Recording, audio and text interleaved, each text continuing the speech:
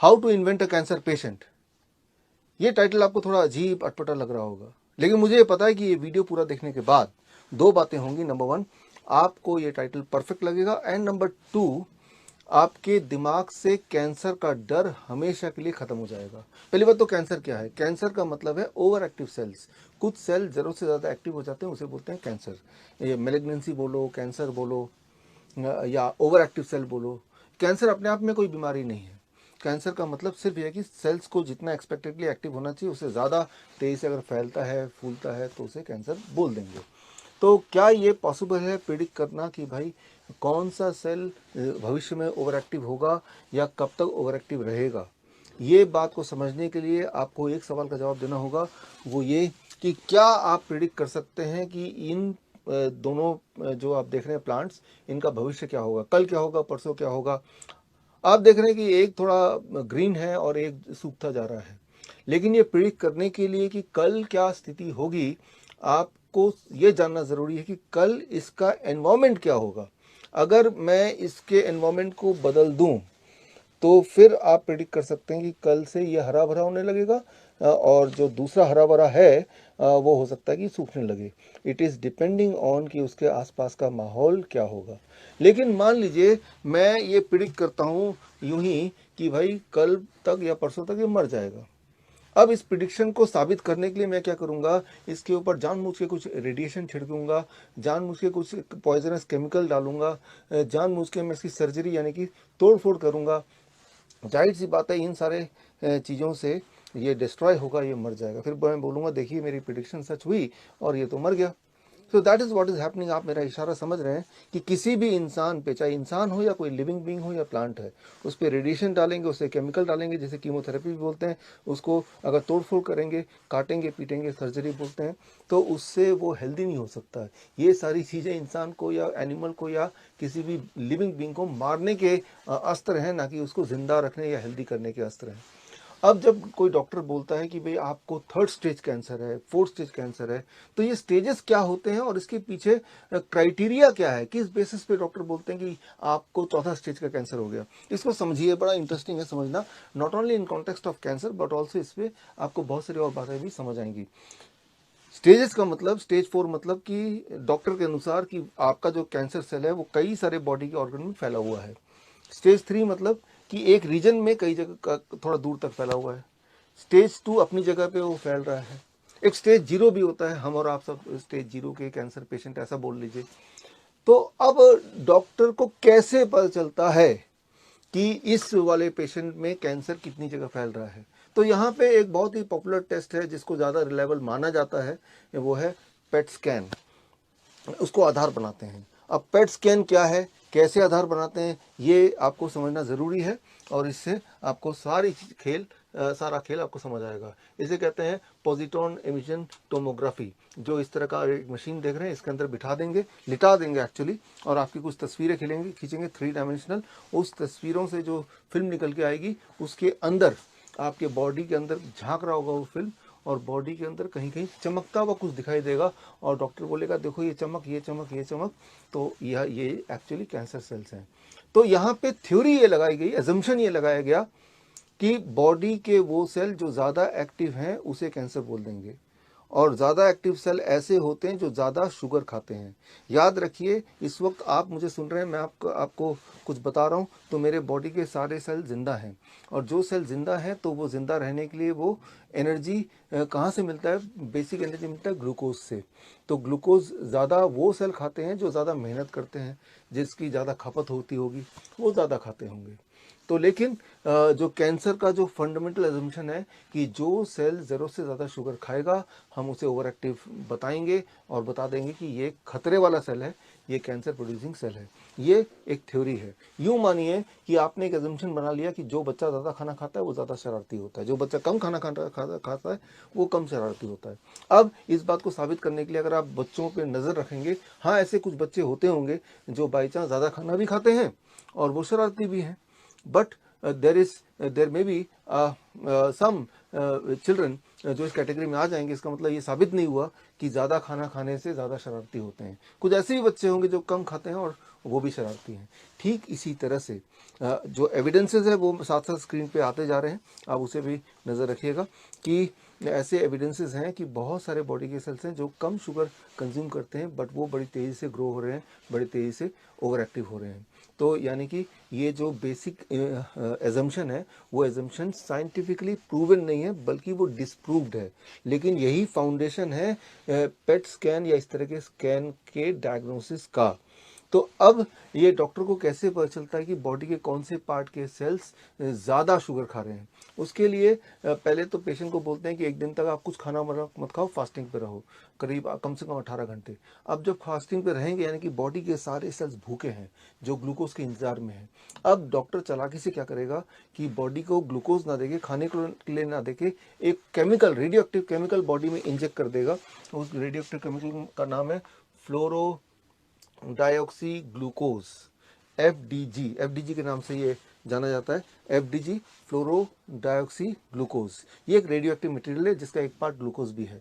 अब वो भूखे सारे सेल्स हैं और जैसे ही बॉडी में एफडीजी इंजेक्ट हुआ तो भूखे सेल्स जिनको शुगर नहीं मिला वो ये खींचने लगेंगे, खाने लगेंगे और एब्जॉर्ब करने लगेंगे। जाहिर सी बात है जो ज़्यादा भूखा होगा वो ज़्यादा एब्जॉर्ब करेगा, लेकिन जो ज़्यादा एब्जॉर्ब करेगा, क्योंकि इसमें रेडियो एक्टिव मटेरियल है, वो जब फोटोग्राफ खींचे जाएंगे इस मशीन से तो वो वाले पार्ट ज़्यादा चमकेंगे और वही आधार बन जाएगा, बेसिस बन जाएगा डॉक्टर का ये तय करने के लिए कि आप कैंसर पेशेंट हैं। अब देखिए यहाँ पे इस तरह की फोटोग्राफ आ जाती हैं। अब ये यहाँ पे ज़्यादा चमक यहाँ दिख रही है या थोड़ा बहुत यहाँ दिख रहा है, और इस वाले फिल्म में ज़्यादा चमक बॉडी के यहाँ दिख रहा है या कहीं यहाँ भी दिख रहा है। यानी कि डॉक्टर बोलेगा देखो जी आपका कैंसर इधर 2-3 जगह फैल गया है, ये 4th स्टेज का कैंसर है। जबकि असली बात ये है, ये समझिए कि बॉडी के कई सारे सेल्स जो ज़्यादा मेहनत करते हैं तो वो ज़्यादा शुगर खाते हैं। जैसे ये जो यहाँ पे जो आप देख रहे हैं, यहाँ जो सेल है इसे बोलते हैं ब्राउन फैट। बॉडी में कई तरह के फैट हैं, उनमें से एक तरह का फैट जो आपके मेरे बॉडी में, दैट्स कॉल्ड ब्राउन फैट, जिसका बेसिक काम होता है कि बॉडी के थर्मोडायनेमिक्स या बॉडी के हीट को बैलेंस करना। जिस तरह से सर्दियों के मौसम में जब आप शिवर करते हैं ताकि बॉडी में हीट आए, वो शिवरिंग में रोल होता है ब्राउन फैट का, जो ज़्यादातर यहाँ पे होता ही है। तो यानी कि जो बहुत पतले होंगे या जब सर्दी का मौसम होगा तब ये ब्राउन फैट ज़्यादा एक्टिवली रोल प्ले करते हैं। उस वक्त अगर पेट स्कैन करेंगे तो जाहिर सी बात है ब्राउन फैट ज़्यादा शुगर खींच रहे हैं तो वो यहाँ पे ज़्यादा चमक दिखाई देगा, बट ये बोल देंगे कि भाई ये तो कैंसर है। एक और इम्पॉर्टेंट बात, फॉर मोस्ट ऑफ यू, हमारा जो थायराइड ग्लैंड होता है ये भी काफ़ी शुगर कंज्यूम करता है, क्योंकि इसका काम ही कुछ ऐसा है। जिस तरह से मर्सिडीज कार है वो ज़्यादा पेट्रोल कंज्यूम करेगी इन कंपैरिजन टू मारुति 800, ठीक इसी तरह से।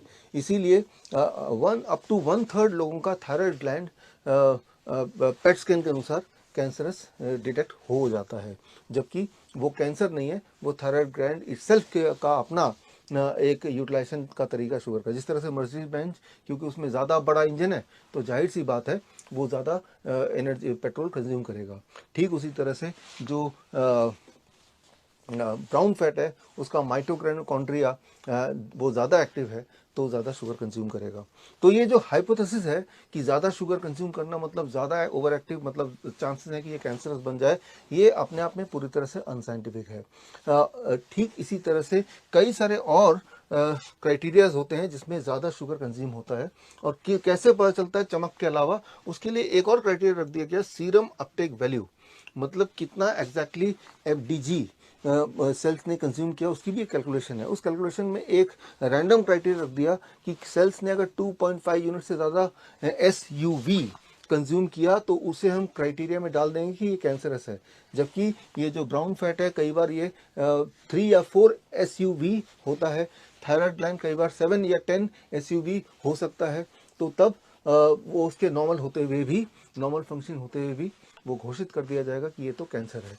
और ऐसे में जब पेशेंट इस तरह के फिल्म को लेके सेकेंड ओपिनियन के लिए किसी भी डॉक्टर के पास जाते हैं, और जाहिर सी बात है वो एक एलोपैथिक डॉक्टर के पास जाएंगे तो वो भी सेम भाषा बोलेंगे, और जब 4-5 लोग एक ही इंसान को बोल देंगे तो कैंसर, ये तो कैंसर है, ये कैंसर है, तो वो पेशेंट खुद भी, जो कि पेशेंट भी नहीं, एक्चुअली वो हेल्दी इंसान ही था और हेल्दी इंसान है भी, लेकिन इसके अनुसार वो कैंसर का 4th स्टेज का पेशेंट है।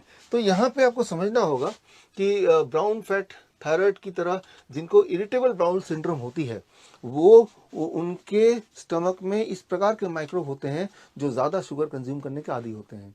यानी कि अगर वो पेशेंट IBS का पेशेंट अगर पेट स्कैन के लिए जाएगा तो चांसेस है कि उसको भी एब्डोमेन कैंसर बता दिया जाएगा। ठीक इसी तरह से ऑटो इम्यून के पेशेंट्स हों या जिनके बॉडी में कहीं कहीं ब्लॉकेजेस हो, ये जगह भी ज़्यादा चमक दिखाई देगी और ये प्रोन है for the doctors to diagnose them and wrongly as a cancer patient. यहाँ पे समझना होगा कि जहाँ पे बॉडी में इन्फेक्शन है किसी भी तरह का, ये घाव है किसी भी तरह का, या इन्फ्लेमेटरी सेल्स हैं, जहाँ पे इन्फ्लेमेटरी सेल का काम होता है जहाँ पे इन्फेक्शन है वहाँ पे फाइट करके ठीक करना, रिपेयरिंग करना, जहाँ पे इंजरी है वहाँ पे रिपेयरिंग करना। लेकिन जहाँ पे इन्फ्लेमेटरी सेल्स होंगे जाहिर सी बात है बॉडी में वहाँ पे खपत ऑफ एनर्जी ज़्यादा होगी, वहाँ शुगर कंज्यूम ज़्यादा होगी, तो वहाँ FDG अपटेक भी ज़्यादा होगा और वहाँ FDG अपटेक ज़्यादा होगा तो उस फिल्म के अनुसार, पेट स्कैन के अनुसार डॉक्टर बोल देगा भाई ये तो कैंसर है, राइट। सो एक इंटरेस्टिंग बात जो मैं आपको कई बार बता चुका हूँ, VEGF, that is vascular endothelial growth factor, एक खास तरह का मॉलिक्यूल जो बॉडी के ओवर एक्टिव सेल्स को बैलेंस करने में और अंडर एक्टिव को नॉर्मलाइज करने का एक मिडिल मैन का रोल करता है। ये बड़ा ही इंपॉर्टेंट मॉलिक्यूल है जो आपके हेल्थ कैसा है उसको डिसाइड करता है, उसको बैलेंस करता है। और ये जब भी रोल प्ले करेगा उस एरिया में भी शुगर कंजम्पशन ज़्यादा होगा। यानी कि वहाँ रिपेयर वर्क चल रहा है लेकिन हमारा पेट स्कैन उसी रिपेयर वर्क को एज ए कैंसर सेल्स देख रहा है। याद रखिए पेट स्कैन कभी ये डायग्नोस नहीं करता कि आपके बॉडी में कैंसर है कि नहीं, वो सिर्फ ये डायग्नोस करता है कौन से सेल ज़्यादा शुगर खा सकते हैं या उस वक्त खा रहे हैं। जो सेल उस वक्त शुगर ज़्यादा खा रहे हैं ज़रूरी नहीं कि वो आगे भी शुगर ज़्यादा खाएंगे। जब वो उनकी हीलिंग हो जाएगी, हीलिंग टिश्यूज़ जो हैं, हीलिंग बोन्स जो है, जब हीलिंग पूरी हो जाएगी तो उसमें शुगर कंजम्पशन कम हो जाएगा। तो यहाँ पे एक मैं एक्सपेरिमेंट बताता हूँ जो आप करके देख सकते हैं इन सारी थ्योरी को समझने के लिए।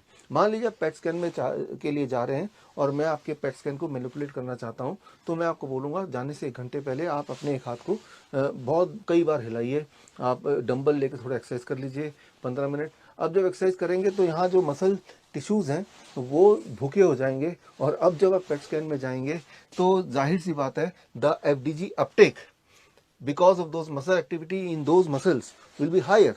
तो यानी कि डॉक्टर बोलेगा यार आपके तो हाथ में कोई ट्यूमरस ग्रोथ होने वाला है, ये हाथ तो काट देना चाहिए, राइट। जबकि वो सिंपल बात ये थी कि आपने उस हाथ को ज़्यादा हिलाया डुलाया है एंड वहाँ पे जो शुगर की रिक्वायरमेंट ज़्यादा हो गई है, एज सिंपल एज दैट। ज़रा सोचिए जिनके बच्चे हैं छोटे बच्चे, बच्चों की जो भूख होती है वो डिपेंड करती है कि बच्चों का मूड कैसा है, उसने कौन सा काम किया, खाने पे क्या उसके फेवरेट खाना है कि नहीं, अभी अभी खाना खाया है कि नहीं, राइट, वो बीमार तो नहीं है। तो कई सारे फैक्टर्स पे डिपेंड होता है कि वो इस एक पर्टिकुलर टाइम पे कितना खाना खाने वाला है, वो वेरिएबल होता है depending on so many factors, right. So ठीक उसी तरह से हमारे बॉडी के सेल्स भी कितने भूखे हैं वो कई सारे फैक्टर्स पे डिपेंड होता है। वो एक तरह का खाना या एक जितना शुगर रोज कंज्यूम नहीं करते। एक और एग्जाम्पल मैं लेता हूँ, जब पेट स्कैन हो रहा हो उस दौरान, पेट स्कैन के दौरान आप अगर ज़्यादा बात करेंगे तो जाहिर सी बात है यहाँ पे रिक्वायरमेंट ऑफ शुगर बढ़ जाएगी क्योंकि यहाँ पे मसल एक्टिविटी हो रहा है। और ऐसा देखा गया है कि फिर ये वाले पोर्शन में चमक ज़्यादा दिखेगी, यानी कि डॉक्टर्स के क्राइटेरिया के हिसाब से you have a oral cancer. या फिर बड़ी इंटरेस्टिंग बात है यहाँ पे कि आपको अगर मैं ये साबित करना चाहूँ कि आपको कैंसर, ये जो वो आपका जो पेट स्कैन आया उसको बिल्कुल बदल दूँ, उलट करना चाहूँ, तो मैं आपको पेट स्कैन से पहले खिला पिला के भेजूंगा। अब आपके बॉडी के सारे सेल्स में शुगर ऑलरेडी है जितना उनको चाहिए, तो वो भूखे है ही नहीं। तो उनके अब जब डॉक्टर FDG इंजेक्ट करेगा तो वो FDG को वो वाले सेल जो जिन्होंने पहले भूखे होने की वजह से एक्सेप्ट किया था अब एक्सेप्ट नहीं करेंगे। जाहिर सी बात है जहाँ चमक आ रही थी वो चमक नहीं आएगी और डॉक्टर बोलेगा देखो जी आपका तो कैंसर ठीक हो गया, राइट। या फिर एक बात जो हमें समझनी होगी, वुमेन्स में, महिलाओं में जब मेंस्ट्रुएशन साइकिल के नज़दीक, ओवुलेशन डे के नज़दीक यूट्रस एंड ओवरी की एक्टिविटी ज़्यादा होती है, वहाँ शुगर अपटेक ज़्यादा होता है, तो वहाँ पे FDG अपटेक भी ज़्यादा हो सकता है या होता है, जिससे